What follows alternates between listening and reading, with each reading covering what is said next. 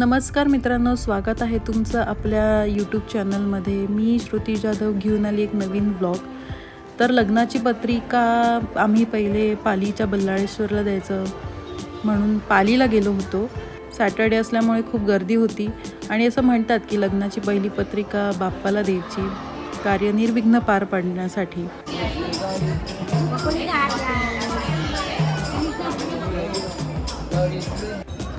तर इथे हे आजोबा खूप छान प्रकारे गात होते आणि वाजवतही देखील होते, म्हणून मी त्यांचे छोटे काही क्लिप्स कॅप्चर केले. गाभाऱ्यात कॅमेरा अलाउड नव्हता म्हणून मी इथपर्यंत शूट करू शकले. छानपैकी दर्शन झालं, बाप्पाला लग्नाचं आमंत्रण दिलं. त्यानंतर आम्ही तिथे थोडा वेळ बसलो आणि आम्ही परत निघालो पुण्याला आम्ही यासाठी जातो आहे कारण आम्हाला गावाला जाऊन कुलदेवताला पत्रिका पण द्यायची होती. तर घरी आल्याला इथे दीदीने खूप छान प्रकारे सनफ्लॉवर ठेवलं होतं, सूर्यफूल, जे की खूप छान दिसतंय. आणि इथे फ्लफी, त्याला एक मच्छर त्रास देत होता, तर तो वैतागून त्याच्याकडे बघत बसला होता. तर दुसऱ्या दिवशी सकाळी 7:30 वाजता आम्ही आमचा प्रवास चालू केला पुनावळेमधून. तर आम्ही इथे निघालो होतो आणि काका, काकी आणि आदू पण आम्हाला जॉईन होणार होते मुंबईवरून. तर आम्ही इथे छोटासा टी ब्रेक घेतला होता कारण कोणाची झोप झाली नव्हती आणि सगळ्यांना झोप येत होती. तर आम्ही तिथे छानपैकी भेळ पण घेतली आणि इथे माझी आई. छोट्याच्या ब्रेक नंतर आम्ही परत निघालोय. चाय ब्रेक घेतलेला आम्ही.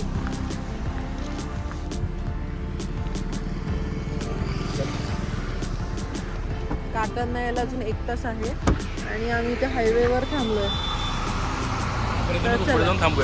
पुढे जाऊन थांबूयात ना. हां, एक शिवनेरी मिसळ म्हणून हॉटेल आहे. आम्ही तिकडे गावाला गेल्यावर नेहमी तिथेच आम्ही मिसळ खातो. तर आमचं नेक्स्ट स्टॉप आता पाऊस.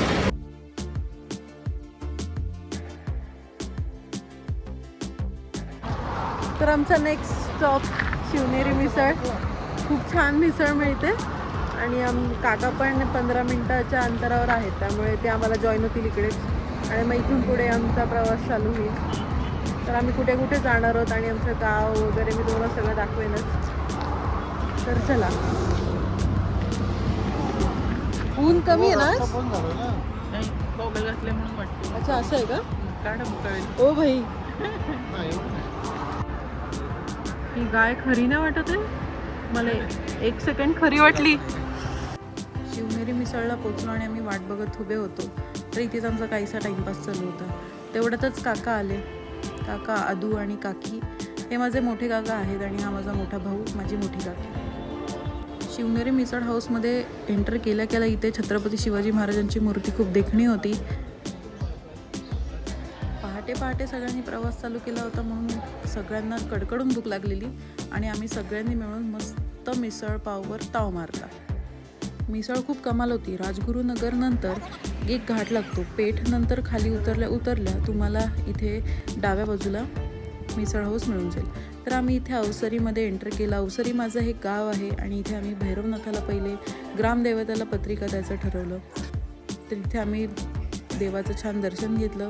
नंतर देवीच्याही पाया पडलो आणि जाता आम्हाला इथे एक चेरी टोमॅटोचं झाड दिसलं, जे की खूपच क्यूट टोमॅटोज होते. गावामध्ये गावठी मटकी, नाचणी, कारळे, हुलगा सगळं मिळत होतं, त्यामुळे आई आणि काकी लगेच दुकानात गेल्या. त्यानंतर आमच्या घरासमोर असलेल्या म्हाळसाकांदा मंदिरामध्ये जाऊन आम्ही पत्रिका ठेवून देवाला आमंत्रण केलं. मूर्ती खूप देखणी आहे, त्यामुळे देवाला म्हटलं कार्यनिर्विघ्न पार पडू देत आणि लग्नाला या. जसं मी मगाशी म्हटलं की घरासमोरच मंदिर आहे, तर आम्ही मंदिरातनं पाया पडलो आणि घराकडे गेलो.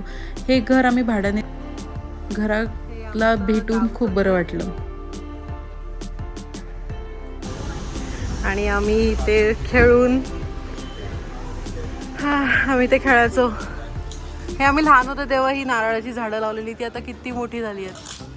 हे घर आता बंद आहे. आम्ही घराला भेट देऊन नंतर आम्ही कवठे यमाई देवीला आमंत्रण द्यायला गेलो. माहीत नाही, पण ह्या मंदिरामध्ये गेल्यावर ना एक वेगळीच वाईब फील होते. खूप प्रसन्न वाटतं. खणा नारळाने देवीची ओटी भरली, देवीला पत्रिका ठेवली आणि त्यानंतर आम्ही थोडा वेळ बसून निघालो नेक्स्ट मंदिराकडे, जे की आहे धामणीला.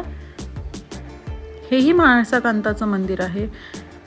असं म्हणतात की यमाई देवीचं दर्शन घेतल्यावर इकडे येणं मस्ट आहे, त्यामुळे आम्ही इथे आलो, इथलंही दर्शन घेतलं.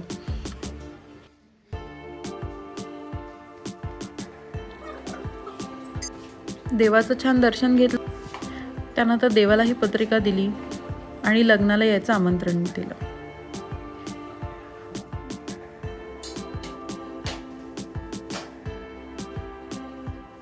सगळ्यांची तळी भरूनही झाली. तर बोला येळकोट येळकोट जय मल्हार. त्यानंतर आम्ही म्हाळुंगे इथे गेलो.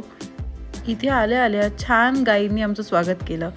त्यानंतर इथे पाटाचं पाणी होतं, जे की आमचं चाइल्डहुड अट्रॅक्शन आहे. इथे आल्या आल्या आम्ही पहिल्या पाण्यात भिजायचो आणि आताही तसंच केलं. फक्त भिजलो नाही आम्ही, आमचे पाय भिजवले. पाणी खूप गार होतं, जसं की बर्फाचं पाणी असं एवढं गार होतं. इथे आमच्या पूर्वजांची समाधी आहे, त्यामुळे यांनाही आमंत्रण केलं.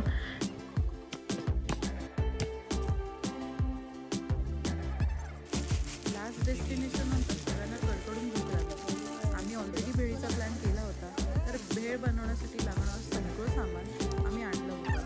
गोड चटणी, कांदा, मिरची, मीठ, लाल तिखट सगळं. त्यामुळे आम्ही खूप सगळ्यांनी एन्जॉय केलं. तर अशा पद्धतीने सगळं देवांचं दर्शन झालं आणि आम्ही फायनली घरी निघालो आहे. वाजले 5:30. हे लोक मुंबईला जातील, आम्ही पुण्याला जाऊ. तर कसा वाटला व्लॉग मला नक्की कळवा आणि व्लॉग आवडला असेल तर सबस्क्राईब करायला विसरू नका. भेटू आपण नवीन एका व्लॉगमध्ये. बाय.